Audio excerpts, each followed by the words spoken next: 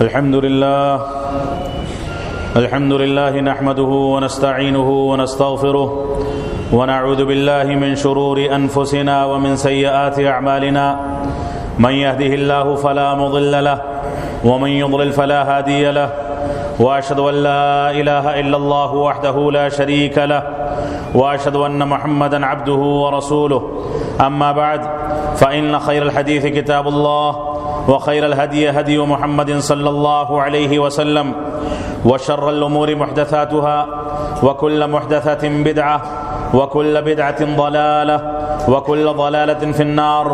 فأعوذ بالله السميع العليم من الشيطان الرجيم بسم الله الرحمن الرحيم يا بني آدم لا يفتننكم الشيطان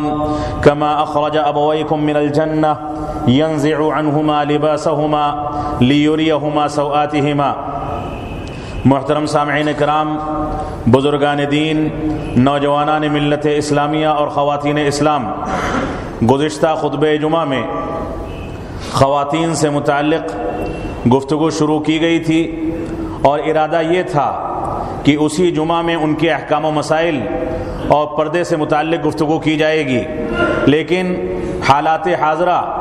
اور اسی طرح سے بالخصوص وہ نیوز چینل جس نے ایک ڈیبیٹ میں بعض مسلم خواتین کو پیش کر کے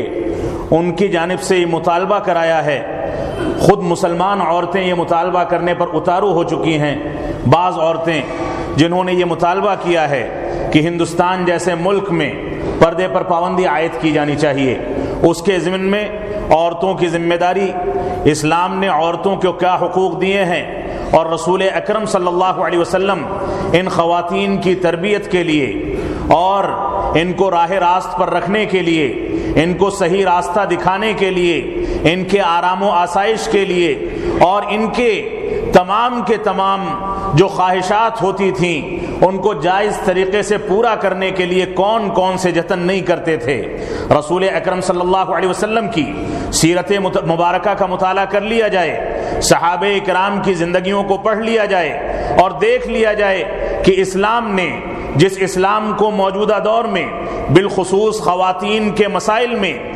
ماضی کی جانب جوڑ کر کے اس کو قدامت پسند اسلام کہا جاتا ہے، جس دنیا میں جن حالات میں جس اسلام کو اتہام لگا کر کے یہاں تک کہا جاتا ہے کہ یہ خواتین کو چھپا کر رکھنے اور خواتین کو اندر بند کرنے، قید خانے میں رکھنے اور نہ جانے کون کون سے اتہامات اور الزامات لگا کر کے مسلمانوں کو،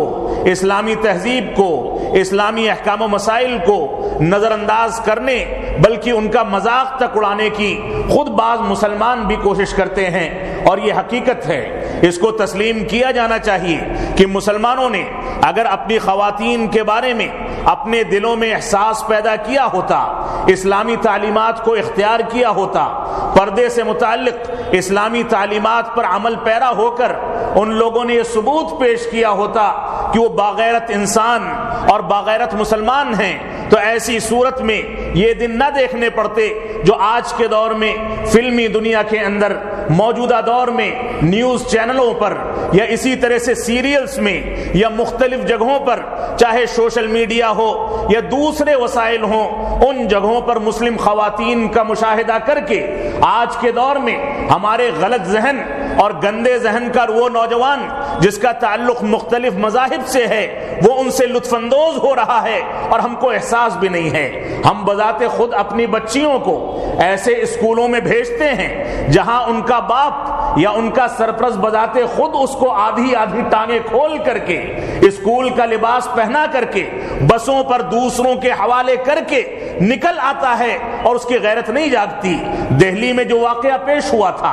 اور اسی طرح سے ہندوستان کے مختلف علاقوں میں جو مسلسل واقعات پیش آتے چلے جا رہے ہیں، ساری تدابیر اور ساری حکمتیں اختیار کرنے کے باوجود، سارے قوانین اختیار کرنے کے باوجود، عدالتوں کے مختلف فیصلوں کے باوجود، اس بے راہ روی، بے پردگی بلکہ ننگے پن پر جس انداز سے ہم کنٹرول کرنے میں ناکام نظر آتے ہیں، یہ ہماری تربیت کے پہلو کی کمزوری کا سب سے بڑا ثبوت ہے۔ ہم نے اپنی بچیوں کی، اپنی خواتین کی تربیت نہیں کی، ہم نے دوسروں کی تہذیب کو اختیار کرنے کے لیے ان کے چہروں کو کھول دیا، دوسروں کی تہذیب کو اختیار کرنے اور ان کے شانہ بشانہ چلنے کے لیے ان کے لیے ایسے آلات مہیا کر دیے جس کے ذریعے سے وہ اجنبی مردوں کے ساتھ شانہ بشانہ چلنے کے لیے، ان کے ساتھ بے تکلف ہونے کے لیے، ان کے ساتھ بے راہ روی اختیار کرنے کے لیے، اور اسی طرح سے نہ جانے کون کون سے کاموں کو انجام دینے کے لیے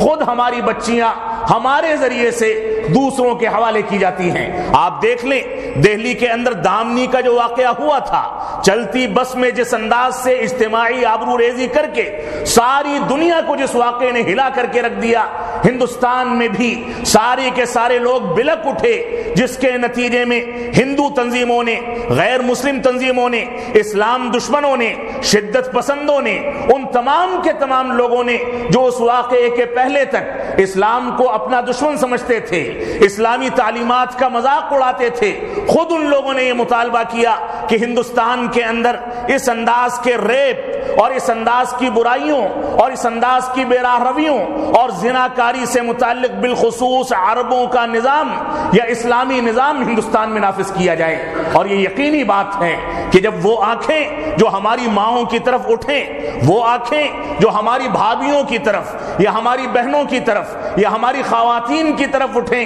ان آنکھوں کو جب تک پست کرنے کے انتظامات نہیں کیے جائیں گے، ان آنکھوں کو پھوڑنے کے انتظامات نہیں کیے جائیں گے، ان آنکھوں کے لیے ضابطے اور اصول نہیں بنائے جائیں گے، جب تک یہ چیز کنٹرول میں نہیں آنے والی۔ لیکن بدقسمتی ایسی ہے کہ اس دہلی کے اخبارات نے یہاں تک لکھا تھا، اور بعض مسلم دانشوروں نے، مسلم سیاستدانوں نے اور بہت سارے مسلمانوں نے جو مختلف اخبار کے ایڈیٹرز ہیں یا مختلف جگہوں پر لکھتے رہتے ہیں، انہوں نے یہاں تک لکھا کہ خواتین کی اس میں خامی نہیں ہے بلکہ مردوں کو کنٹرول کیا جانا چاہیے۔ وہ خواتین باہر کسی بھی لباس میں نکلیں، کسی بھی انداز اور کیفیت میں نکلیں، اس میں خواتین کا دوش نہیں ہے، خواتین کا جرم نہیں ہے، صرف مردوں کے اوپر جرم تھوپا جانا چاہیے کہ مرد حضرات اپنے ذہنوں کی درستگی کے لیے، اپنے ذہنی توازن کو کنٹرول کرنے کے لیے ہر طرح کے وسائل اختیار کریں۔ یہ کون سا انصاف ہے کہ ایک طرفہ فیصلہ کر دیا جائے؟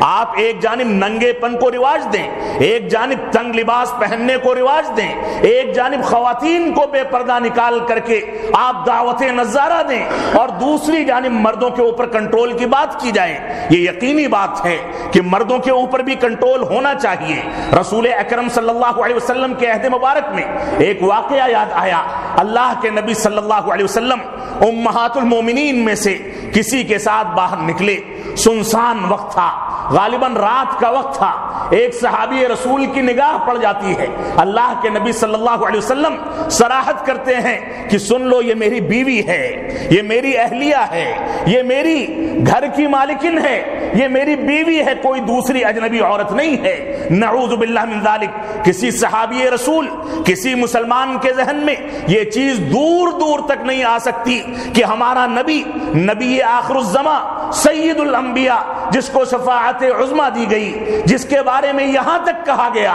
کہ اس کے بارے میں قبروں میں صحیح جواب دیا گیا، تو ایسی صورت میں انسان عذاب قبر سے محفوظ رہے گا، ورنہ اس کو عذاب قبر میں مبتلا کر دیا جائے گا۔ کسی کے ذہن میں یہ بات نہیں آ سکتی، اور نہ ہم اس کا وہم و گمان کر سکتے ہیں۔ نبی آخر الزماں جو پاک دامنی میں، حیا و شرم میں جن کی مثالیں پیش کی جاتی ہیں، نبی آخر الزماں جن کی فضیلت کے بارے میں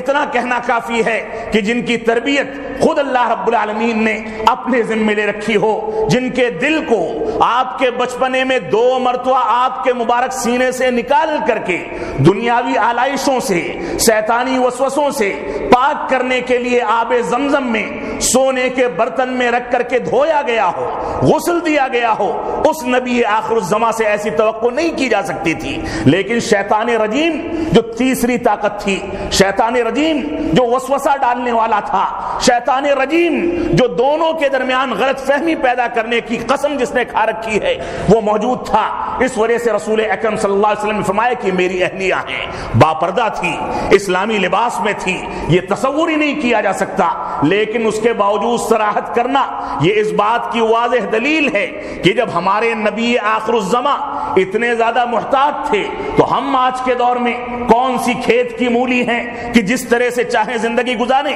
جس کے چاہت چاہیں نکلیں، جس کے ساتھ چاہیں مستی کریں، جس کے ساتھ چاہیں گھومیں ٹہلیں۔ رسول اکرم صلی اللہ علیہ وسلم نے اور اسلامی تعلیمات نے ان تمام کی تمام چیزوں کو حرام قرار دیا ہے۔ تو گزشتہ خطبہ جمعہ میں اس بات کا تذکرہ کیا گیا تھا، لیکن بدقسمتی کیا ہے؟ بدقسمتی یہ ہے کہ مسلمان جو کہ پوری دنیا کے مذاہب میں سب سے زیادہ مقدس ترین مذہب کو ماننے والی قوم ہے، مسلمان جو کہ دنیا کے تمام مذاہب کے درمیان سب سے زیادہ بہترین اور سب سے زیادہ جامع اصول دی گئی قوم ہے، وہ مسلمان آج کے دور میں یہ فتویٰ دیتا ہے کہ خواتین کو مساجد میں نہ آنے دیا جائے۔ ہماری مسجدوں کے اندر خواتین کے انتظامات نہیں ہوتے، مسجدوں میں خطبات جمعہ کے لیے، یومیہ دروس کے لیے، ہفتہ واری پروگراموں کے لیے، قرآن و سنت کی باتوں کو سننے اور سمجھنے کے لیے، تاکہ اس کو سن کر کے، اس کو سمجھ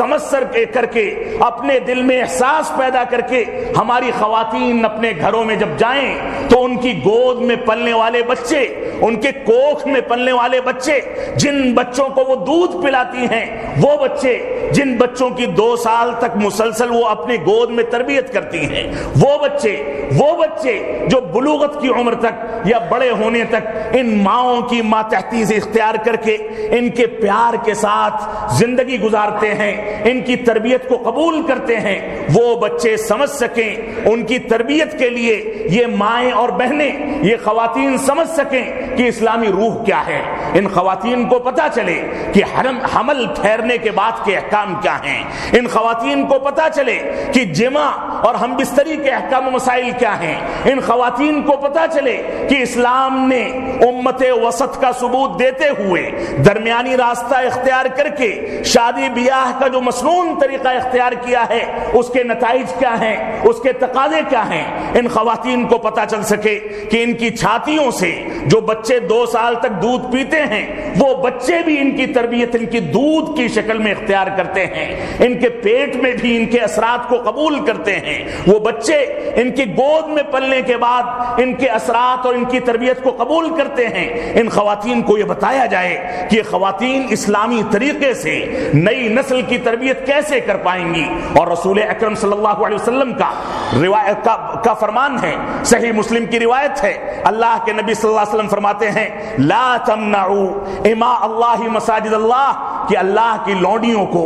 اللہ رب العالمین کی مسجدوں سے، اللہ رب العالمین کے گھروں سے نہ روکا جائے۔ لیکن بدقسمتی یہ ہے کہ بازار کرنے کے لیے عیدوں کی راتیں آ جائیں، پوری رات بے پردہ گھومنے کے لیے عید کی رات آ جائے، پوری رات بے پردہ اجنبی مردوں سے اپنے ہاتھ میں مہندی لگانے کے لیے ہم نے اپنی خواتین کو آزاد چھوڑ دیا، ہم نے مزاروں پر بھیجنے کے لیے اپنی خواتین کو آزاد چھوڑ دیا، جس کی داستان کو آپ دیکھ لیں، جس کی تاریخ کو آپ دیکھ لیں، زناکاری کے اور اسی طرح سے بدتمیزی اور بے راہ روی کے جتنے واقعات ان مزارات پر پیش آتے ہیں دنیا کے کسی خطے میں پیش نہیں آتے ہوں گے۔ وہاں اعتقاد کی بنیاد پر، دینداری کی بنیاد پر خواتین پر قبضہ جمع کر کے، خواتین کو غلط استعمال کر کے ان کی عزت و آبرو کے ساتھ جو کھلواڑ کیا جاتا ہے یہ کسی سے مخفی نہیں۔ لیکن ہماری گھر کی خواتین قبرستانوں میں جائیں، مزارات پر جائیں اور باباؤں سے اپنا ہاتھ دکھا کر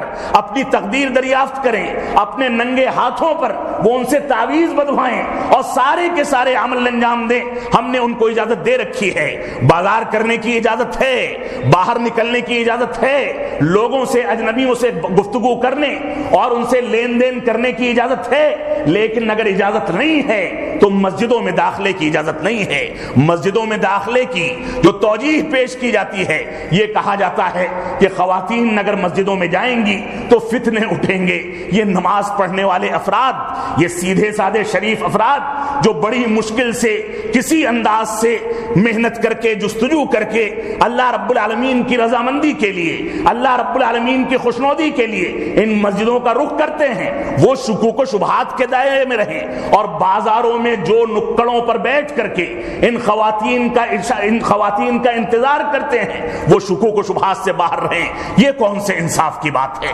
اس وجہ سے ہم کو خواتین کے پردے کے بارے میں، خواتین کے باپردہ رہنے کے بارے میں اور اسلامی نظام اور اسلامی احکامات سے متعلق ہم کو حساس بننا پڑے گا۔ موقع یہ نہیں ہے کہ خواتین پر مزید گفتگو کی جائے، لیکن اختصار کے ساتھ میں اس پر گفتگو کروں گا اور اخیر میں، تاکہ پچھلے خطبہ جمعہ کی تکمیل ہو سکے اور اخیر میں ذی الحجہ کے ابتدائی 10 ایام کے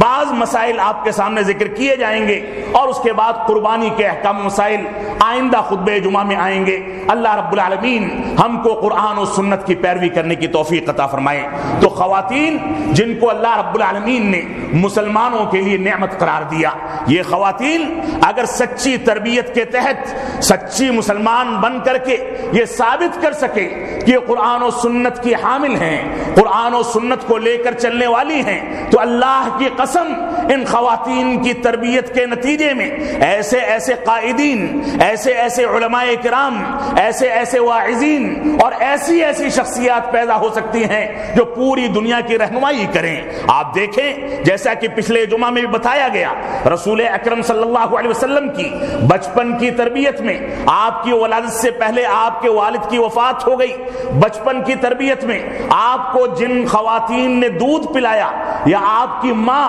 آمنہ اور ان سارے لوگوں کی تربیت کا جتنا رول رہا ہے، مردوں کی تربیت کا اتنا رول نہیں رہا۔ آپ دیکھ لیں جو بھی بچہ دنیا کے اندر وجود میں آتا ہے، اس بچے کے وجود اور اس کی تربیت اور بالخصوص بچپنے کے اندر اس کو چلنا سکھانا، پیشاب پخانہ کرنا سکھانا، بیٹھنا سکھانا، بولنا سکھانا، آداب اور سلیقہ سکھانا، ساری کی ساری چیزوں میں خواتین کا جتنا رول ہوتا ہے اتنا رول مردوں کا نہیں ہوتا۔ اس وجہ سے یہ خواتین اپنے اندر سدھار پیدا کر لیں، یہ خواتین جوڑ توڑ سے دور رہ کر، جھوٹ سے اور حسد و جلن سے دور رہ کر صحیح انداز سے سچائی کے ساتھ اسلامی تعلیمات کو اختیار کر لیں، تو ان خواتین کی کوکھ میں پلنے والے بچے اور ان کی گود میں آنے والے، ولادت کے بعد آنے والے بچے، یہ بچے آگے کے دور میں مسلمانوں کی قیادت کر سکتے ہیں۔ آپ دیکھیں ماضی میں خلفائے راشدین ہوں، ماضی میں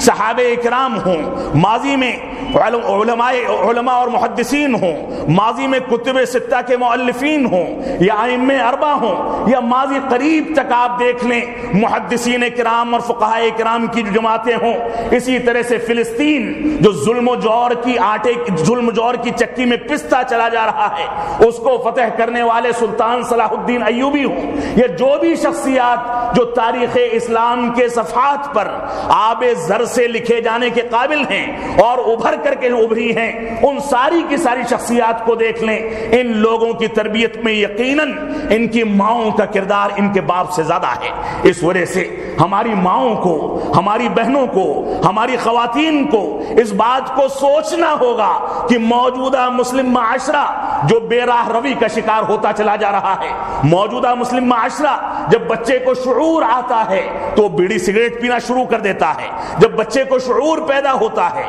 جو جھوٹ سے کام لینا شروع کر دیتا ہے، جب بچے کو شعور پیدا ہوتا ہے تو اس کا شعور سارا کا سارا مغربی تہذیب کی رواداری میں اور مغربی تہذیب کو رواج دینے میں صرف ہوتا ہے۔ ان ساری کی ساری چیزوں کی ذمہ داری ہماری خواتین پر ہمارے برابر ہے۔ اس وجہ سے ہماری خواتین کو سوچنا ہوگا کہ ان بچوں کی اسلامی تربیت کیسے کی جائے، اور موجودہ حالات جب ساری کی ساری دنیا میں مسلمان جوجھ رہا ہے، جہاں مسلمان کا خون پانی سے بھی سستا کر دیا گیا، ہماری خواتین کی عزت و آبرو کے ساتھ مختلف علاقوں میں کھلواڑ کیا جاتا ہے۔ آپ سیریا کو دیکھ لیں، آپ اسی طرح سے ان ممالک کو دیکھ لیں جہاں خانہ جنگی ہے، آپ کشمیر کے واقعات کو دیکھ لیں، سارے کے سارے جگہوں کے واقعات آپ دیکھیں، جتنے ظلم و زیادتی اس سے پہلے ماضی میں گجرات میں جو کھیل کھیلا گیا، یہ ساری کی ساری چیزوں میں ہماری ماؤں کو جس انداز سے نشانہ بنایا گیا،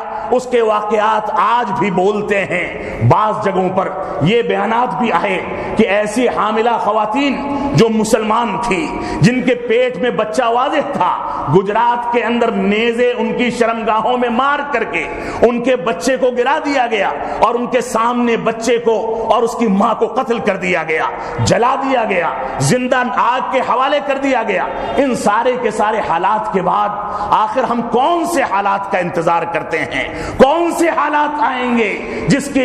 کے بعد ہم لوگ اسلامی تعلیمات اور اسلامی احکام و مسائل کی جانب رجوع کریں گے؟ اس وجہ سے موجودہ دور میں، موجودہ نازک حالات میں اگر ہم نے قرآن و سنت کی جانب رجوع نہیں کیا، ہم اپنے آپ کو قبر پرستی، بے راہ روی اور توحید و سنت کی مخالفت، بدعات کی نظر کرتے رہے، دوسروں کے اقوال پر چلتے رہے، قال اللہ اور قال الرسول کو زک اور چوٹ پہنچاتے رہے، تو ایسی صورت میں اللہ رب العالمین کی مدد ہمارے شامل حال نہیں ہو سکتی ہے۔ ہم کو اللہ رب العالمین سے یہ وعدہ کرنا ہوگا، ہم کو اپنے نفس سے یہ وعدہ کرنا ہوگا کہ ہم قرآن و سنت کی روشنی میں صحیح انداز سے زندگی گزار کر کس طریقے سے سچے مسلمان بن سکتے ہیں۔ اگر ہم نے اپنے آپ سے یہ وعدہ نہیں لیا، ہم صحیح انداز سے سچے مسلمان نہیں بن سکے، تو ایسی صورت میں حالات بگڑتے چلے جائیں گے، اور یہ حالات ہم کو کہاں تک لے جائیں گے اس کا تصور نہیں کیا جا سکتا ہے۔ جتنا غبن،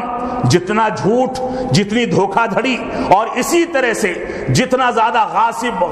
غاصبانہ قبضے اور جتنی بے راہ رویاں مسلم علاقوں میں پائی جاتی ہیں، اتنی بے راہ رویاں کہیں نہیں پائی جاتی، اور ہم سب کو شرم سے ڈوب مرنا چاہیے۔ ابھی اسی ہفتے کی خبروں کو پڑھ کر کے کہ اسی علاقے سے ملوث بعض افراد نے ایک سیکس ریک چلا کر کے تقریباً ایک روز میں 10-10 لاکھ روپیہ کمایا، نعوذ باللہ من ذالک۔ وہ لڑکیوں کو استعمال کرتے تھے، لڑکیوں کو بیچتے تھے، اور وہ دونوں سرغنہ، وہ شوہر اور بیوی، وہ مرد اور عورت، وہ دونوں کے دونوں نعوذ باللہ من ذالک مسلمان تھے۔ ایسی بے شرمی کی باتیں، اس انداز کے ڈوب مرنے کی باتیں خود مسلمان کرنے لگے۔ جن مسلمانوں کو باپردہ رہنے کا حکم دیا گیا، جن مسلمانوں کو مختلف تعلیمات دی گئیں، ان مسلمانوں کے علاقوں سے اس انداز کے ریک چلیں، اور آپ دیکھ لیں، سروے کر لیں، اسی اوکھلا میں ایسے واقعات موجود ہیں کہ یہاں کی لڑکیوں کو باقاعدہ استعمال کیا جاتا ہے۔ نعوذ باللہ من ذالک۔ ہم کو سمجھنا چاہیے، ہم کو سوچنا چاہیے، ایسا نہ ہو کہ ہماری ان بے راہ رویوں اور زناکاری کے اندر ملوث ہونے، بے پردگی اور ننگے پن کے نتیجے میں اللہ رب العالمین ہمارے اوپر عذاب مسلط کر دے۔ اور یہ یقینی بات ہے کہ اگر کوئی چیز چھپ چھپ کر ہوتی ہے تو ایسی صورت میں عذاب کے امکانات کم ہوتے ہیں، لیکن جب چیزیں سڑکوں پر آ جائیں، ظاہر ہونے لگیں، اور آپ نکل کر کے دیکھ لیں، ایک شریف انسان نگاہیں اوپر کر کے نہیں چل سکتا، تنگ لباس، باریک لباس، اور ہماری لڑکیاں جس انداز سے زیب و زینت اختیار کر کے نکلتی ہیں، ایک شریف انسان کے بس کی بات نہیں ہے کہ ان کے قریب سے گزر سکے۔ اس وجہ سے ہماری ذمہ داری ہے کہ ہم اپنے معاشرے کے لیے ایسا مجموعہ بنائیں، ایسی کمیٹیاں بنائیں، جو کمیٹیاں معاشرے کے اندر صحیح انداز سے خواتین کے ساتھ ان کی تربیت کر سکیں، اور خواتین کے اوپر بوقت ضرورت سختی بھی کر سکیں کہ ہمارے محلوں میں، ہمارے علاقوں میں، ہماری گلیوں میں اس انداز کی بے راہ روی نہیں چلنے والی۔ یہ ہم سب کی اجتماعی ذمہ داری ہے۔ نظر انداز کرنا کہیں عذاب الہی کا باعث نہ بن جائے۔ تو رسول اکرم صلی اللہ علیہ وسلم کی جو تعلیمات ہیں، اللہ رب العالمین نے جو احکامات جاری کیے ہیں، ان کو سنتے چلیں۔ اللہ رب العالمین نے فرمایا، جو آیت کریمہ شروع میں نے تلاوت کی، روئے زمین پر آدم علیہ السلام کو بھیجنے سے پہلے اللہ رب العالمین نے سب سے پہلا فتنہ جو روئے زمین پر وجود میں آیا، اس کے بارے میں فرمایا، یا بنی آدم، اے بنی آدم، تمہارا تعلق مسلمانوں سے ہو، یہودیوں سے ہو، غیر مسلموں سے ہو، کسی بھی مذہب و مسلک سے ہو، تمام کے تمام لوگوں کو، پوری کی پوری انسانیت کو مخاطب کر کے فرمایا گیا، لا یفتننکم الشیطان، تم کو شیطان فتنے میں نہ ڈال دے۔ جس طرح سے تمہارے جد امجد آدم علیہ السلام اور ان کی بیوی حوا کو ڈالا تھا، کہ ان کا لباس ان کے تن سے الگ کر دیا تاکہ ایک دوسرے کی شرمگاہوں کو دیکھ سکیں، بے پردہ ہو سکیں۔ آج کے دور میں آپ دیکھیں قیامت کی بنیادی علامتوں میں سے ایک علامت یہ ہے کہ زناکاری عام ہو جائے گی۔ آج کے دور میں زناکاری جس تیزی کے ساتھ پھیل رہی ہے، اور معاف فرمائیں گے ہمارا مسلم معاشرہ اور خود ہم بھی اس کو ترویج دینے میں کہیں نہ کہیں حصے دار ہیں، ایسی صورت میں رسول اکرم صلی اللہ علیہ وسلم کی وہ روایت یاد آتی ہے جس میں آپ نے فرمایا کہ انسان کی مقدر میں اس کا زنا لکھ دیا گیا ہے، اس کے ہاتھ کا زنا یہ ہے کہ وہ ہاتھ کے ذریعے سے زناکاری کے اسباب کو پیدا کرے، اس کی زبان کا زنا یہ ہے کہ زناکاری کے اسباب کو زبان کے ذریعے سے پیدا کرے، اس کی نگاہوں کا زنا یہ ہے کہ حرام چیزوں کو اپنی نگاہوں سے دیکھے اور اس کے بعد زناکاری کے اسباب پیدا کرے، اور اس کے بعد اس کے قدم کا زنا یہ ہے کہ اس زناکاری کو انجام دینے کے لیے اپنے قدموں کا استعمال کر کے آگے بڑھے، اور اس کے بعد اس کی شرمگاہ اس کی تصدیق یا تکذیب کرتی ہے، اس کے نتیجے میں وہ زناکاری میں واقع ہو جاتا ہے۔ یہ بنیادی مسائل ہیں، اسلام نے اس سے متعلق حدود متعین کیے ہیں، اور دنیا کے اندر کوئی قانون، کوئی ضابطہ، کوئی مذہب، کوئی طاقت ایسی نہیں ہے جو اسلام کے انداز کا قانون، اصول و ضوابط اور حدود پیش کر سکیں جس کے نتیجے میں معاشرے کو بے راہ روی سے بچایا جا سکے، زناکاری سے بچایا جا سکے۔ تو اللہ رب العالمین نے فرمایا اے بنی آدم تم کو شیطان رجیم اسی طرح سے فتنے میں مبتلا نہ کر دے، اسی طرح سے مکمل حجاب کا حکم دیا گیا۔ اللہ رب العالمین نے فرمایا وَقُلْ لِلْمُؤْمِنَاتِ يَغْضُضْنَ مِنْ أَبْصَارِهِنَّ وَيَحْفَظْنَ فُرُوجَهُنَّ وَلَا يُبْدِينَ زِينَتَهُنَّ إِلَّا مَا ظَهَرَ مِنْهَا وَلْيَضْرِبْنَ بِخُمُرِهِنَّ عَلَى جُيُوبِهِنَّ۔ اللہ رب العالمین نے سورہ نور میں ارشاد فرمایا کہ مومنہ عورتوں سے، خواتین سے کہہ دو کہ اپنی نگاہوں کو نیچا رکھیں اور اپنی شرمگاہوں کی حفاظت کریں اور اپنی زیب و زینت کا اظہار قطعاً نہ کریں الا یہ کہ زیب و زینت بلا اختیار کے ظاہر ہو جائے، اور اپنے پہلوؤں پر اور اپنی گریبانوں پر اپنے دوپٹے کو، چادروں کو ڈال کر کے رکھا کریں تاکہ پورا کا پورا جسم ڈھک جائے۔ اور یہ حقیقت ہے، علماء کرام کا جس بات پر تقریباً اجماع ہے، بعض علماء کرام نے بعض شرائط کے ساتھ چہرے کے پردے کو واجب نہیں کہا، لیکن حقیقت یہ ہے کہ موجودہ پرفتن دور میں وہ شرائط موجود نہیں ہیں، لہذا ان کی نظر میں بھی آج کے دور میں اور بالخصوص فتنوں کے دور میں خواتین کو چہرے کو ڈھکنا چاہیے، کیونکہ بیمار دل کے افراد خواتین کے چہرے سے پتہ نہیں کیا کیا نتیجے نکالتے ہیں۔ اس وجہ سے ہم کو سوچنا پڑے گا۔ اللہ رب العالمین نے اس آیت کریمہ میں یہی حکم دیا کہ مومنہ خواتین سے کہہ دیا جائے کہ اپنی نگاہوں کو نیچا رکھیں، اپنی شرمگاہوں کی حفاظت کریں، اپنے زیب و زینت کا اظہار نہ کریں الا یہ کہ وہ ظاہر ہو جائے، اور اپنی گریبانوں پر، اپنے پہلوؤں پر وہ دوپٹہ اور کپڑا ڈال کر رکھیں، پورا جسم ڈھک لیا جائے۔ علماء کرام کہتے ہیں کہ سر کے اوپری حصے سے لے کر کے پیر کے پنجوں تک، اس ہاتھ کے پنجے سے لے کر کے اس پنجے تک سارا کا سارا حصہ خاتون کا با پردہ رہنا چاہیے۔ صرف آنکھیں بوقت ضرورت وہ کھول کر کے راستہ دیکھنے کے لیے آنکھوں کو کھول سکتی ہے، لیکن موجودہ دور میں نقاب نے بھی ایسا فیشن اختیار کر لیا کہ وہ بھی چست ہوتا چلا جا رہا ہے۔ نقاب نے بھی ایسا فیشن اختیار کر لیا کہ وہ لباس سے زیادہ زیب و زینت رکھنے والا لباس بن گیا۔ نقاب نے بھی ایسا فیشن اختیار کر لیا کہ انسان نقاب میں خاتون کو دیکھ کر کے پہچان سکتا ہے، جبکہ اسلام کا بنیادی مقصد یہ ہے کہ خواتین جب باہر نکلیں تو کوئی پہچان نہ پائے کہ یہ کون خاتون ہے۔ اس وجہ سے نقاب کے بارے میں، حجاب کے بارے میں اسلامی تعلیمات کا خیال رکھے، وہ ڈھیلا ڈھالا ہو، مکمل طریقے سے ڈھک لے، اور چادر کی شکل میں ہو جو آج کل عبایا کے نام سے جانا جاتا ہے،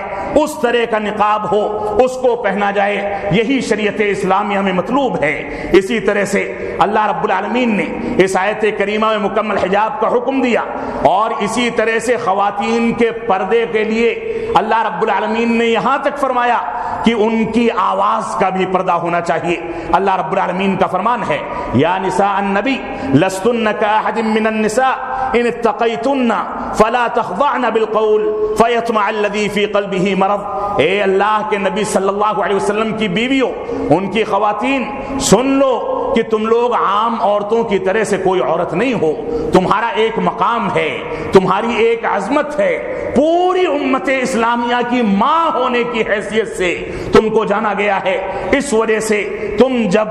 اللہ رب العالمین سے ڈرو گی تو ایسی صورت میں اللہ رب العالمین تم کو عزت و وقار عطا فرمائے گا، لہذا تم اپنی آواز کے اندر مٹھاس پیدا کر کے اور آواز کے اندر چاشنی پیدا کر کے اس طرح سے گفتگو نہ کرو کہ جس کے دل میں بیماری ہے وہ بیماری ابھر جائے اور تمہارے آواز کے نتیجے میں وہ بیماری نئے سرے سے زندہ ہو جائے۔ اس وجہ سے اجنبی مردوں سے بات کرنے کا اسلوب جب ضرورت پڑے، ناگزیر ہو، تو ایسی صورت میں بات اگر کرنی پڑتی ہے تو اسلوب ایسا ہونا چاہیے کہ بیمار دلوں کے اندر کوئی بیماری نہ جاگنے پائے۔ اسی طرح سے اگر کوئی سوال کرنا ہے تو خواتین کو کہا گیا کہ پردے کے پیچھے سے گفتگو کریں، پردے کے پیچھے سے سوال کریں۔ اللہ رب العالمین کا فرمان ہے وَإِذَا سَأَلْتُمُوهُنَّ مَتَاعًا فَاسْأَلُوهُنَّ مِنْ وَرَاءِ حِجَابٍ ذَلِكُمْ أَطْهَرُ لِقُلُوبِكُمْ وَقُلُوبِهِنَّ۔ اللہ رب العالمین نے فرمایا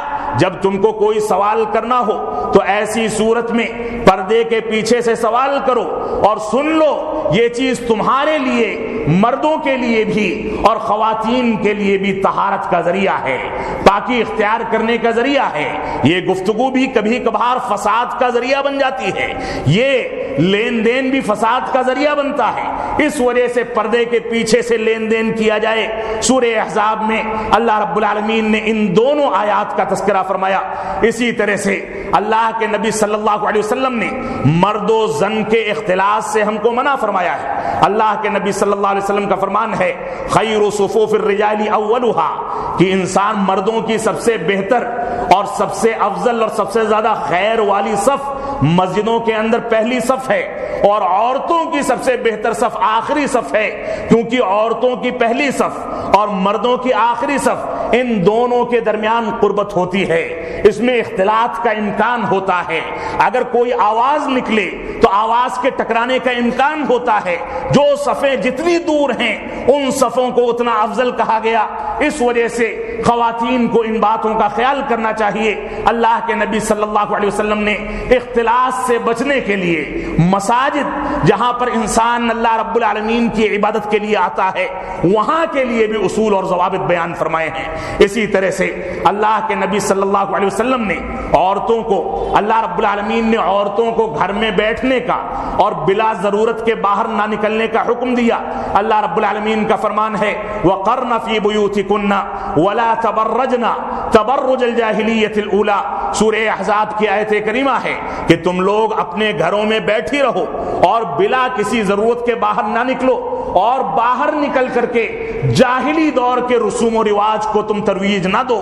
اس کو آگے نہ بڑھاؤ، اس کے مطابق زندگی نہ گزارو۔ وہ خواتین بے پردہ نکلتی تھیں، خوشبو لگا کر کے نکلتی تھیں، کھن کھناتے زیور پہن کر کے نکلتی تھیں، ان کا اندازہ ہوتا تھا کہ کب نکلیں گی، کب کہاں جائیں گی، کون سی ہیئت میں جائیں گی، یہ ساری کی ساری چیزیں وہاں واضح تھیں۔ وہاں خواتین کا یہ عالم تھا کہ وہ اپنے گھروں کے اوپر جھنڈے لگا دیا کرتی تھی کہ کسی کو زنا کرنا ہو تو اس جھنڈے کو دیکھ کر کے گھر میں داخل ہو جائے، یہ صورتحال تھی۔ ایسی صورت میں ہماری مسلم خواتین کو اس قسم کی چیزوں سے با پردہ رہ کر اسلامی احکام و مسائل کو اختیار کر کے بچنے کا حکم دیا گیا۔ اسی طرح سے اللہ کے رسول صلی اللہ علیہ وسلم کا فرمان ہے کہ کوئی بھی خاتون کسی مرد کے ساتھ خلوت میں نہ جائے۔ اللہ کے نبی صلی اللہ علیہ وسلم فرماتے ہیں لا يخلون رجل بامرأة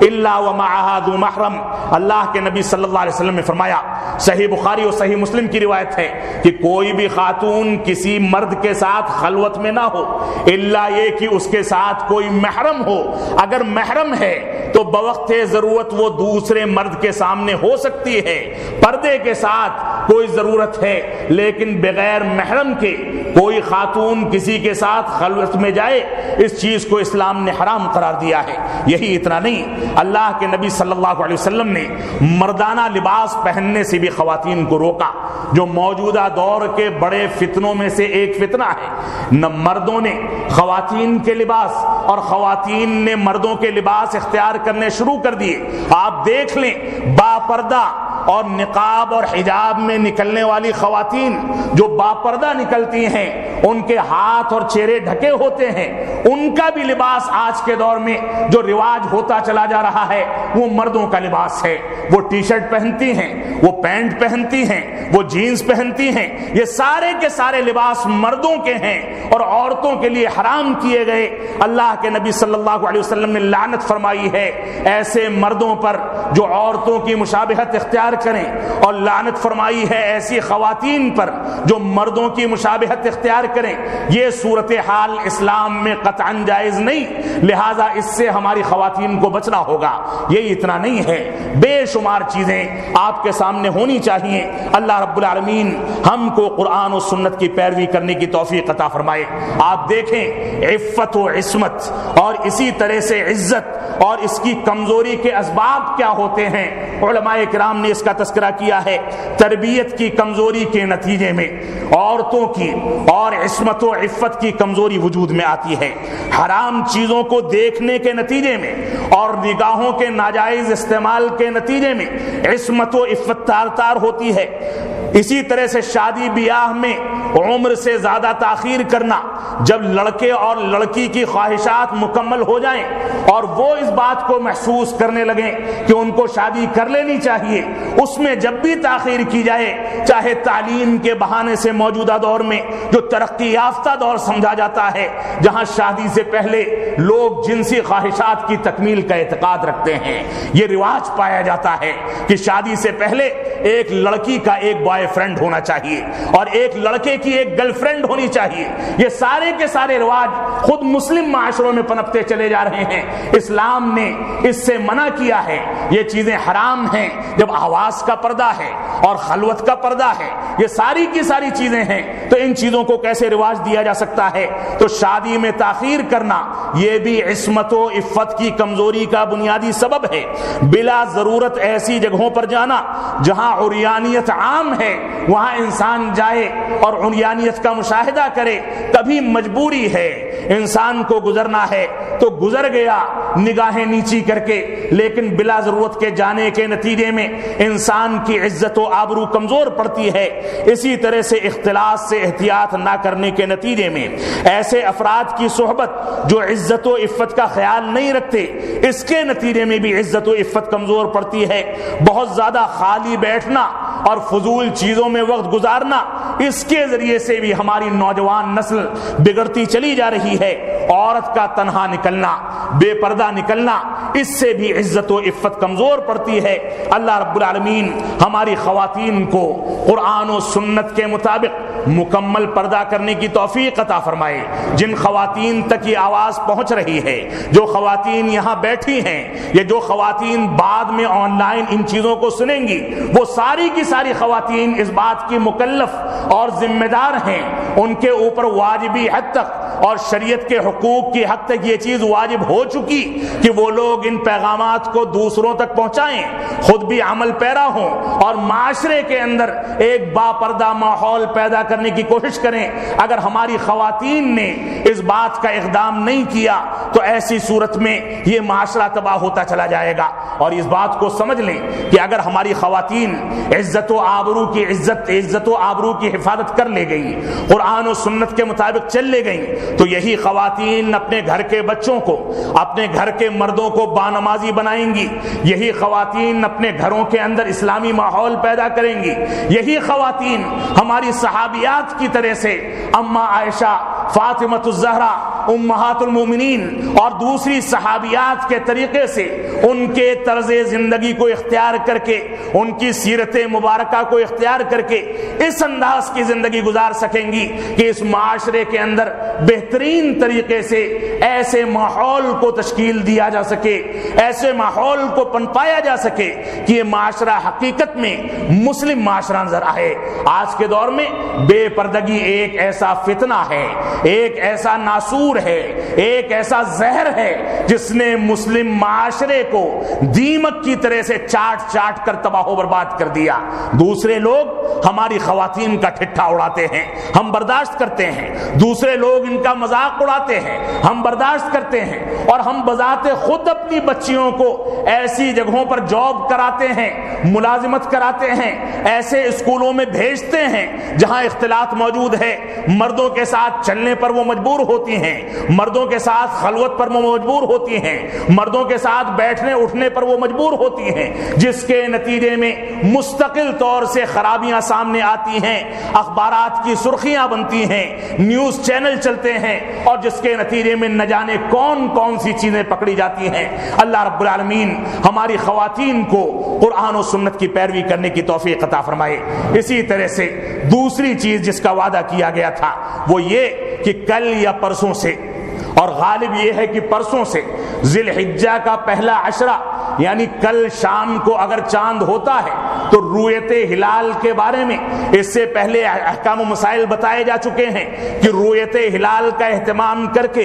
اور چاند دیکھنے کی دعا کا اہتمام کیا جائے. اللہم احلہ علینا بالامن والاسلام والسلامت والاسلام ربی وربک اللہ, اس دعا کو پڑھا جائے. اور چاند دیکھنے کے بارے میں یہ غلط فہمی ہمارے نوجوان یا بعض وہ طبقات ذہن سے نکال دیں کہ مکہ مکرمہ کی رویت اور توحید رویت کا جو تصور ہمارے ذہنوں میں آ گیا ہے کہ مکہ کی رویت کا اعتبار پوری دنیا میں کیا جائے گا, یہ غلط تصور ہے. یوم عرفہ کے بہانے سے, بالخصوص عید الاضحیٰ کے موقع سے, اس رائے کو زیادہ سے زیادہ تھوپنے کی کوشش کی جاتی ہے, جبکہ یہ چیز غلط ہے. رسول اکرم صلی اللہ علیہ وسلم کے دور میں اس عہد ذری میں جو طریقہ پایا جاتا تھا آج بھی وہی طریقہ شریعت ہے. لہذا رویت ہلال کو اپنے اپنے علاقے کی رویت کے لحاظ سے قابل اعتبار سمجھا جائے, اور اسی لحاظ سے عید الفطر, عید الاضحیٰ اور رمضان کا اہتمام کیا جائے. اسی طرح سے یہ 10 ایام جو ہیں 9 تاریخ تک, ان 9 تاریخوں میں 9 دنوں میں اللہ کے نبی صلی اللہ علیہ وسلم نے فرمایا کہ ان میں اللہ رب العالمین کو اعمال صالحات دوسرے تمام ایام سے زیادہ محبوب ہیں. لہذا ان ایام میں روزوں کا اہتمام, ان ایام میں صدقات و خیرات کا اہتمام, ان ایام میں